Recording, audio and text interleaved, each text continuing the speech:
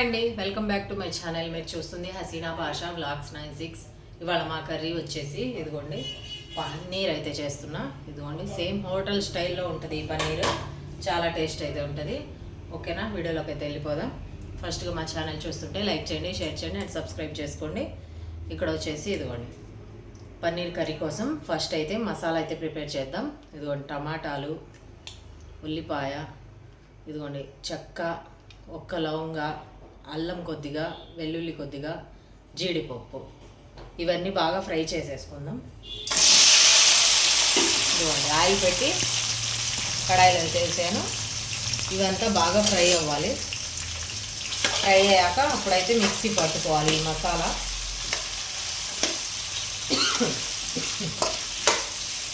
ఇది చాలా టేస్ట్ ఉంటుంది కర్రీ, సేమ్ మనం రెస్టారెంట్ స్టైల్లోనే ఉంటుంది, అంతకన్నా టేస్ట్ ఎక్కువ ఉంటుంది. ఇదిగోండి పన్నీర్ నేను ఇంట్లో చేశాను. ఇదైతే పీసెస్ లాగా కట్ చేస్తారు ఈ మధ్యలోపు.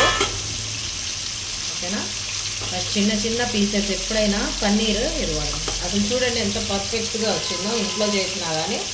నేను ఇది వీడియో పెడదాం అనుకుంటున్నా, చేసి పెట్టడానికి కుదరటం లేదు. ఇదిగోండి ఇట్లా ఎంత చిన్న పీసెస్ చేసుకుంటే అంత టేస్ట్ ఉంటుంది కర్రీ. అంటే మనం తినే బయటలో ఒక పన్నీర్ ముక్క అయితే వస్తూ ఉంటుంది చిన్న పీసెస్ చేసుకుంటే. పెద్ద పీసెస్ చేసుకుంటే దానికి ఉప్పు కారం సరిగా పట్టదు కాబట్టి మనకు అంత టేస్ట్ కూడా అనిపించదు. ఓకేనా, ఇవైతే మగ్గుతున్నాయి. ఆ మసాలాలు ఇంగ్రీడియంట్స్ మొత్తం ఇందులో వేసేసాను, ఇంకా ఏం ఎక్కువ అవసరం లేదు.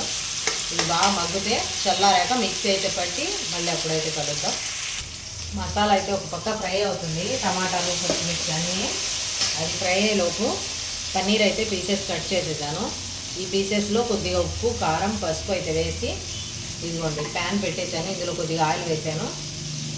ఇదిగోండి ఉప్పు, కారం, పసుపు ఈ మూడు అయితే వేసేస్తున్నా. వేసేసి ఇలా కలుపుకొని కొద్దిగా ఆయిల్లో అయితే కొద్దిగా వేడి చేస్తాం.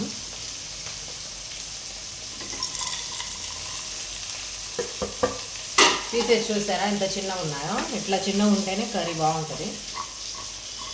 కొద్దిగా వేడి చేసుకొని సైడ్ పెట్టుకోవాలి. ఇది ఒక్క 2 నిమిషాలు సెగదగిలిస్తే చాలు. ఇదిగోండి మసాలా అయితే పట్టేశాను. ఇందాక అన్నీ ఫ్రై చేశాను కదా మసాలాలు మొత్తము. ఇప్పుడైతే మసాలా పట్టి ఇక్కడ వచ్చేసి ప్యాన్ పెట్టేశాను కర్రీ కోసం. చూసేద్దాం వచ్చేయండి. ఇదిగోండి ప్యాన్ పెట్టి ఆయిల్ అయితే వేసేసాను. కర్రీ ప్రాసెస్ అయితే చూసేద్దాం. ఇక్కడ వచ్చేసి జీలకర్ర, తాలింపులో కొద్దిగా ఇదిగోండి ఉల్లిపాయలు,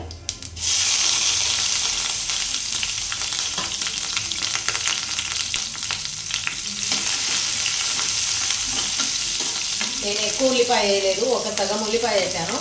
ఎందుకంటే మసాలాలో ఆల్రెడీ ఉల్లిపాయలు ఎక్కువ ఉన్నాయి కదా. పచ్చిమిర్చి, కరివేపాకు,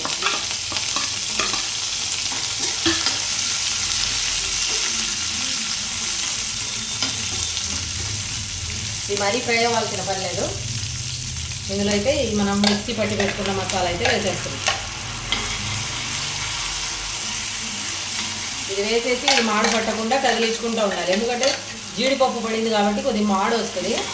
మనం మాడు కాకుండా ఇట్లా ఫ్రై చేసుకోవాలి. ఇది ఆయిల్ అంతా బయటికి తేలే వరకు ఇందులో ఉప్పు, కారం అన్నీ వేసేస్తాం. కొద్దిగా అయితే ఫ్రై అవ్వాలి. మంట అయితే సిమ్లో పెట్టేశాను. ఇంకా దీంట్లో కావాల్సిన ఇంగ్రీడియంట్స్ మొత్తం వేసేస్తున్నా. పసుపు కొద్దిగా ఉప్పు మళ్ళీ చూసుకొని వేసుకుందాం. కొద్దిగా కారం, ఇది బాగా కలుపుకోవాలి.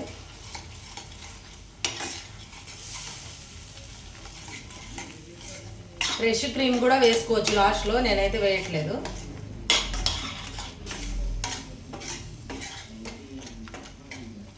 కొద్దిగా ఉప్పు, కారము మగ్గనిద్దాము ఒక 2 నిమిషాలు, ఎందుకంటే పచ్చి వాసన ఉంటుంది. కొద్దిగా ధనియాల పొడి కూడా వేస్తున్నా ఇందులోనే సరిపడా. మళ్ళీ లాస్ట్లో కొత్తిమీర వేద్దాము, అందుకే కొద్దిగా వేసాను ధనియాల పొడి. ఇప్పుడు వాటర్ సరిపడా వేసుకోవాలి ఇందులో. ఇదిగోండి వాటర్ మిక్సీలో మసాలా పట్టిన గిన్నెలో అయితే వేసాను.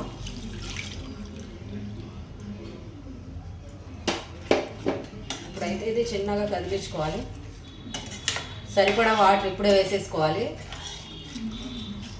ఉప్పు, కారం అన్నీ చూసుకోవాలి ఇప్పుడే.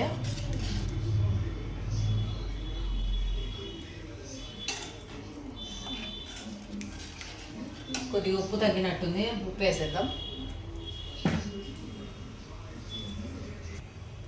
ఇక్కడ చూడండి వాటర్ అయితే సరిపోయింది, ఉప్పు కారం అన్నీ సరిపోయాయి. కర్రీ అయితే ఆల్మోస్ట్ రెడీ అయిపోయినట్టే. ఇందులో అయితే కొత్తిమీర కడిగి పెట్టాను. ఇక్కడ వచ్చేసి ఇది ఉడికాక ఇవైతే వేద్దాము, పన్నీర్ ముక్కలు. ఇది కొద్దిసేపు మంట సిమ్లో పెట్టేసి బాగా ఉడకనిద్దాం. మసాలా మొత్తము మూత అయితే పెట్టేద్దాం. ఇదైతే ఉడుకుతూ ఉంటుంది. అంతలోకి అయితే ఇది చూడండి పొరోటాకి పిండి అయితే కలిపేశాను. ఈ పొరోటా పిండిలో ఏం లేదు, నేను కొద్ది గోధుమ పిండి కొద్ది మైదా పిండి కలిపాను. ఓన్లీ మైదా పిండితో కూడా చేసుకోవచ్చు, అది టేస్ట్ హెల్త్ ఎక్కువ మైదా వాడితే మంచిది కాదు కాబట్టి రెండు సగం సగం వేసి కొద్దిగా వాటర్ ఆయిల్ ఉప్పు వేసి కలిపి పెట్టాను. 1 గంట అయింది కలిపేసి. ఇదైతే చూడండి బాగా నానింది. ఇందులో పొరోటా అయితే టేస్ట్ బాగుంటుంది. మా పిల్లలకి కూడా పొరోటా ఇష్టము. మా చిన్నోడైతే హాస్టల్ నుంచి వచ్చాడు, అందుకే వాడికి ఇష్టమైంది అయితే కర్రీ చేస్తున్నా. ఇదైతే ఇప్పుడు ఈ కర్రీ ఉడికేలోపు పొరోటా అయితే ప్రిపేర్ చేసేద్దాం.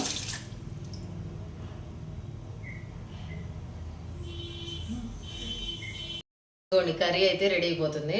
పిండి అయితే ఇప్పటి వరకు చపాతీకి అయితే కలిపేసాను. ఇదిగోండి కలిపాను కదా, ఇదిగోండి పొరోటాకి అయితే రెడీ చేసి పెట్టాను. ఇంకా సాదుకొని ఫ్రై అయితే చేసుకోవాలి. కర్రీ ఆల్మోస్ట్ రెడీ అయిపోయింది. ఇదిగోండి ఆయిల్ అంతా పైకి తేలింది చూడండి. ఇందులో అయితే మనం పన్నీర్ వేసేద్దాం. ఇప్పుడు పన్నీర్ ఎప్పుడైనా ఎక్కువసేపు ఉడకకూడదు, ఎందుకంటే గట్టిగా వచ్చేస్తుంది. కర్రీ అయిపోద్ది ఇంకా దింపేస్తాం ఒక 5 మినిట్స్లో అన్నప్పుడు వేసేయాలి. వేసేసి కొద్దిగా ఉడకనిచ్చి స్టవ్ అయితే కట్టేయాలి.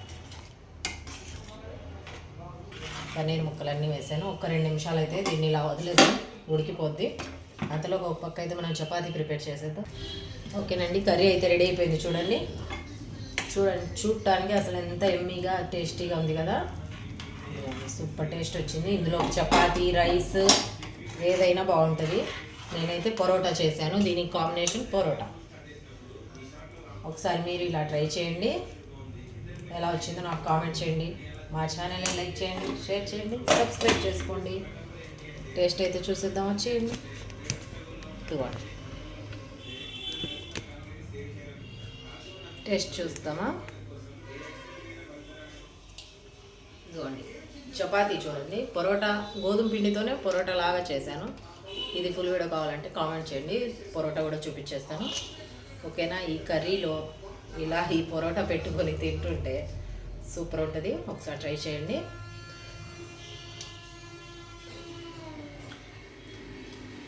సూపర్ ఉంది. మీకు బయట రెస్టారెంట్లో కూడా ఈ కర్రీ ఇలా ఉండదు, వాళ్ళు కొద్దిగా వేస్తారు అవి పన్నీరు. మనమైతే ఎన్ని కావాలంటే అన్ని వేసుకొని ఇంట్లో అయితే పన్నీర్ చేసుకోవచ్చు, పన్నీర్ కర్రీ చేసుకోవచ్చు. నా వీడియో ఫుల్ వీడియో చూడండి. మీరు ఎలా వచ్చిందో కామెంట్ చేయండి, లైక్ చేయండి, షేర్ చేయండి అండ్ సబ్స్క్రైబ్ చేసుకోండి. Bye friends.